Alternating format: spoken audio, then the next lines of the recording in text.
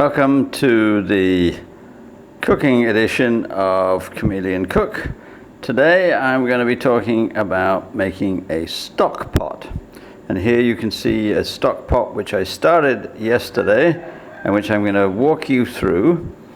And I always have a stock pot. I've had one for years and years and years, for several reasons. One, because it's a steady source of broth for making soups and sauces and stews, and because it avoids waste. You may know that 1/3 approximately of the food production of the world goes to waste. It's not eaten. Not eaten by humans, not eaten by animals. I suppose it gets eaten by bacteria or molds or whatever, but that's really, as far as I'm concerned, waste. So the stock pot for me is essential both from an ecological point of view and from a culinary point of view. So let's get started.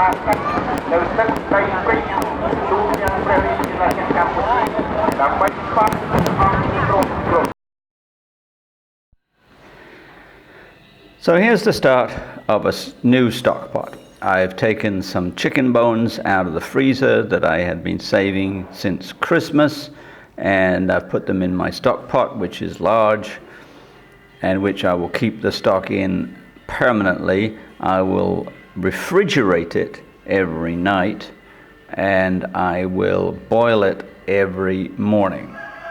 And every day I will add new things. Vegetable peelings, roots that I've chopped off of herbs, let's say, stems, anything that is not edible within a dish or that I don't want to put in a dish, but which is nonetheless edible and will provide flavor. It includes onion skins, bruised parts of vegetables, and sometimes even fruit, although you have to be careful. You can't put just anything in a stock pot. For example, I never put cabbage in. I think that the cabbage changes the flavor of the stock in ways that I don't like, so I don't put cabbage peelings in. But pretty much everything else, all the bones that I have discarded, all of the things that I have chopped off, vegetables that I don't want to put in the dish, they go in the stock pot. First order of business is to cover with water. And having covered with water, then set on the hob onto a low simmer. And just keep simmering while you add your various ingredients. In my case, you can see here I've started with the outer parts of leeks that were a little bit tough. They're not something that I want to put in a dish, but they've still got flavor in them. An onion skin and one or two other things. As I keep going in this video, I'm going to keep adding things. Not always going to tell you. For example, about halfway through I found old lemon, and I decided, okay, that'll go in. A little bit of sourness. I also found a couple of dried chilies at the bottom of the refrigerator, stuck them in. Give it all a significant simmer.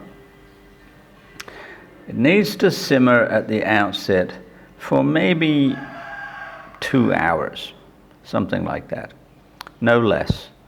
At the start, it's not going to be very complex. It's not going to be really tremendously interesting, but it'll be enough to get us started. And the thing about the stock pot is that it's going to change over time.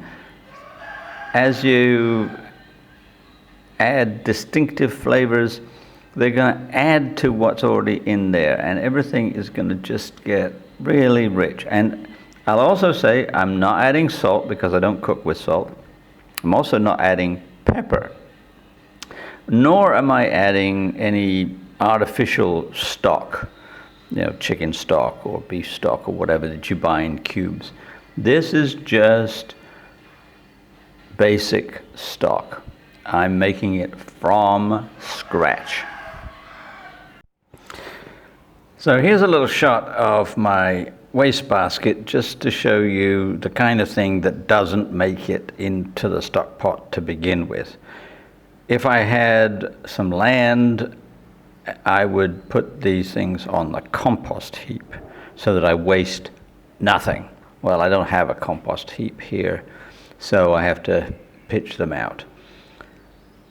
What I also need to do when the stock has simmered for a couple of hours is to take out some of the skins and other peels that have been exhausted. So you can see here I've strained out some, but you'll also see that there's a good bit remaining in my stock pot, and I've sieved off some broth.